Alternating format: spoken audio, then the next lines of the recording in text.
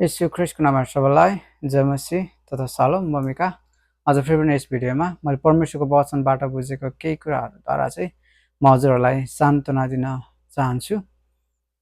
आज हामीलाई चाहिँ परमेश्वरले बोलाउनु भएको, परमेश्वरले हामीलाई चुन्नु भएको, परमेश्वरले चाहिँ हामीलाई आफ्नो निम्ति छुट्याउनु भएको, अलग गर्नुभएको, उहाँको योजना पुरा गर्न, उहाँको इच्छालाई हाम्रो जीवनमा पुरा गर्न, उहाँको महिमालाई चाहिँ प्रकट गर्नको लागि। अनि उहाँले यो कुराहरू चाहिँ हाम्रो जीवनमा गर्नुहुँदा चाहिँ उहाँले चाहिँ हामीलाई के त विभिन्न हाम्रो जीवनमा कामहरू गर्नुहुँदै हामीलाई चाहिँ के त धेरै कुराहरू सिकाउनु हुँदै, हामीलाई बनाउनु हुँदै, हामीलाई निर्माण गर्नुहुँदै, हामीलाई चाहिँ आशिष र जीवनको कुराहरू दिनुहुन्छ। अनि उहाँले प्रतिज्ञा गर्नुभएको त्यो महिमासम्म चाहिँ, उहाँको त्यो महिमासम्म चाहिँ हामीलाई पुग्नको लागि चाहिँ परमेश्वरले हामीलाई डोर्याउनुहुन्छ।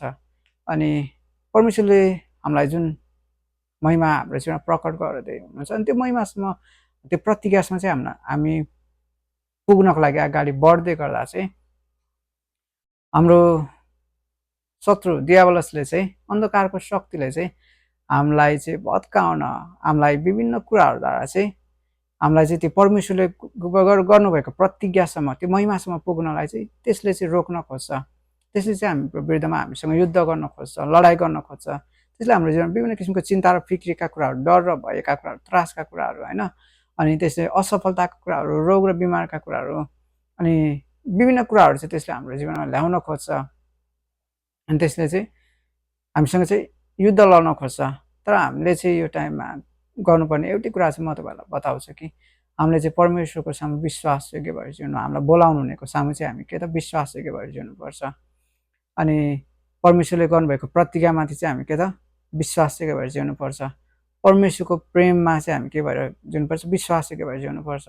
हामी स्थिर रहनुपर्छ, हामी चाहिँ परमेश्वरमा रहनुपर्छ। हामीले चाहिँ त्यति बेला गर्नुपर्ने एउटै कुरा के हो भने, जिउने चाहिँ हामी होइनौँ, तर हामीद्वारा चाहिँ के त ख्रिस्ट जिउँदै हुनुहुन्छ। जिउने म होइन, तर ममा चाहिँ ख्रिस्ट जिउँदै हुनुहुन्छ भन्ने कुरालाई चाहिँ हामीले सम्झनुपर्छ। दुष्ट दियावलस चाहिँ त्यो झुट हो, त्यसले चाहिँ झुटो कुरा मात्र बोल्छ। तर परमेश्वर चाहिँ, हाम्रो परमेश्वर चाहिँ सत्य हुनुहुन्छ। परमेश्वरले चाहिँ हामीलाई के त हामीसँग गर्नुभएको प्रतिज्ञालाई पुरा गर्नुहुन्छ। उहाँ, किनभने उहाँ विश्वासयोग्य हुनुहुन्छ। उहाँले सुरु गर्नुभएको कुरालाई पुरा गर्न उहाँ जान्नुहुन्छ। किनभने उहाँ चाहिँ यो कुराको लागि चाहिँ उहाँ सिद्ध हुनुहुन्छ। उहाँलाई चाहिँ कसैले पनि सिकाउनु पर्दैन, किनभने उहाँ चाहिँ एकदम सिद्ध हुनुहुन्छ यो कुराको लागि। उहाँले चाहिँ बोलाउनु भएको छ, सुरु गर्नुभएको छ नि उहाँले पुरा गर्नुहुन्छ, किन उहाँ परमेश्वर हुनुहुन्छ। अनि जब म तपाईँहरूलाई, जब परमेश्वरले चाहिँ यो कुराहरू हाम्रो जीवनमा गर्नुहुन्छ, अनि म तपाईँलाई एउटा उदाहरण दिन चाहन्छु। उदाहरण भन्दा पनि यो रियल, हामी जब परमेश्वरले चाहिँ इजरायलीहरूलाई चाहिँ मोसाद्वारा चाहिँ मिश्रको दासत्वबाट चाहिँ छुटकारा दिएर चाहिँ आफूले प्रतिज्ञा गर्नुभएको देशमा, कनान देशमा चाहिँ ल्याउँदै हुनुहुन्थ्यो। अनि जब इजरायलीहरू चाहिँ मिश्रबाट निस्केर आउँदै थियो, अनि तब मिश्रको शासक फारोले चाहिँ के त इजरायलीहरूलाई चाहिँ खेद्न थाल्यो। इजरायलहरूसँग चाहिँ युद्ध लड्छु, इजरायलहरूलाई चाहिँ यिनीहरू चाहिँ भाग्दैछ, यिनीहरूलाई चाहिँ म के त जान दिन्न, परमेश्वरले प्रतिज्ञा गर्नुभएको ठाउँसँग चाहिँ म पुग्न दिन्न, यिनीहरूलाई चाहिँ म रोक्छु, यिनीहरूसँग म युद्ध गर्छु, यिनीहरूलाई चाहिँ हराउँछु भनेर चाहिँ ऊ चाहिँ आयो।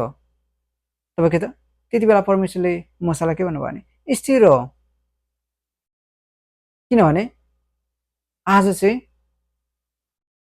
तिमीहरूको विरुद्धमा लडाइँ गर्न आउन खोज्ने त्यो फारोलाई चाहिँ म देखाउने छु कि म चाहिँ को हुँ, होइन, म चाहिँ के गर्न सक्छु, म चाहिँ को हुँ भनेर चाहिँ म देखाउने छु। अनि म त्यो कुराहरूबाट चाहिँ म मेरो महिमालाई म देखाउने छु।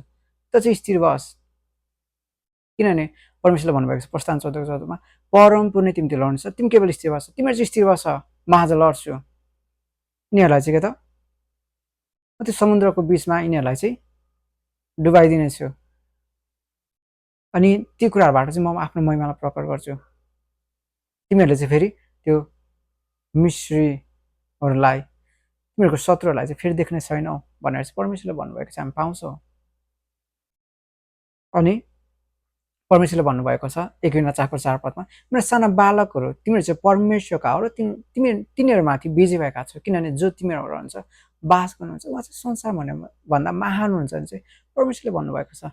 आज हामीले सम्झनु पर्ने कुरा, हामीले आफूलाई याद दिलाउनु पर्ने कुरा, हामीले एउटै कुरामा विश्वास र भरोसा राख्नुपर्ने कुरा चाहिँ यही हो कि हामी चाहिँ को हो, कसका हौ? हामी चाहिँ परमेश्वरका हौ। अनि परमेश्वर चाहिँ हामीभित्र हुनुहुन्छ। परमेश्वरको येशू ख्रीष्ट पवित्र आत्मा परमेश्वर चाहिँ हामीभित्र हुनुहुन्छ, हामीमा बास गर्नुहुन्छ। जिउने चाहिँ हामी होइन, तर परमेश्वर हामी जिउनु भएको छ। अनि हामी चाहिँ संसारको हरेक कुराहरूमाथि, संसारमाथि अन्धकारको शक्ति, त्यो दियाबलसमाथि चाहिँ हामी विजय भएका छौँ, किनभने परमेश्वर चाहिँ हामीमा रहनुहुन्छ। अनि परमेश्वरले चाहिँ हाम्रो पक्षमा भएर युद्ध लडिदिनु भएको छ। अनि परमेश्वर हाम्रो पक्षमा हुन्छ, को चाहिँ हाम्रो विपक्षमा खराउन सक्छ? कोही पनि सक्दैन।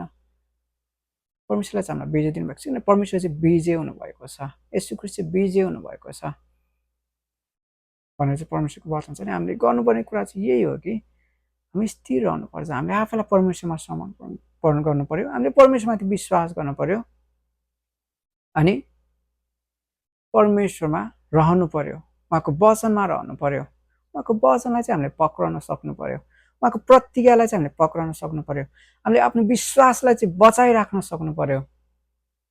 परमेश्वरले चाहनुभएको यति हो, उहाँको प्रेममा चाहिँ हामी रहिरहनु पर्यो। जसरी येशू ख्रीष्टले भन्नुभयो पिता चाहिँ ममा रहनुहुन्छ, म पितामा, त्यसरी नै म तिमीहरूमा, तिमीहरू चाहिँ ममा रह। आज हामीमा रहनु, हामीलाई चाहिएको कुरा चाहिँ यही हो कि परमेश्वर हामीमा आउनुहुन्छ अनि हामी चाहिँ परमेश्वरमा रहनु पर्यो। परमेश्वरले हामीलाई सबै कुरामाथि विजय दिनुहुन्छ। उहाँले हामीलाई संसारको सबै कुरामाथि, संसारमाथि, अन्धकारको शक्तिमाथि, दियाबलसमाथि हामीलाई विजय दिनुभएको छ। अनि उहाँले चाहिँ हामीलाई एउटा महिमादेखि अर्को महिमासम्म होइन, उहाँको त्यो प्रतिज्ञा, उहाँले हाम्रो निम्ति प्रतिज्ञा गर्नुभएको त्यो आशिष र जीवनको कुराहरूसम्म चाहिँ यस युगमा अनि आउने युगमा पनि त्यो अनन्त जीवन प्रतिज्ञा परमेश्वरले गर्नुभएको, परमेश्वरको महिमा चाहिँ हामीलाई देखाउनुहुन्छ, दिनुहुन्छ, किनभने परमेश्वरले हामीलाई चुन्नु भएको, बोलाउनु भएको चाहिँ यसैको लागि हो। हुन्छ, हामी चाहिँ परमेश्वरको वचमा रहौँ, परमेश्वरमा रहौँ, परमेश्वरले चाहिँ हामीलाई विजय दिनुभएको छ। हुन्छ, परमेश्वरले तपाईँलाई परमेश्वरको वचनमा रहने, परमेश्वरमा रहने, अनि त्यो परमेश्वरको प्रेममा रहने हृदय र परमेश्वरको आत्माले चाहिँ भर्नु भएको हुन्छ। येशू ख्रीष्टको नाममा सबैलाई जय मसीह तथा शालोम।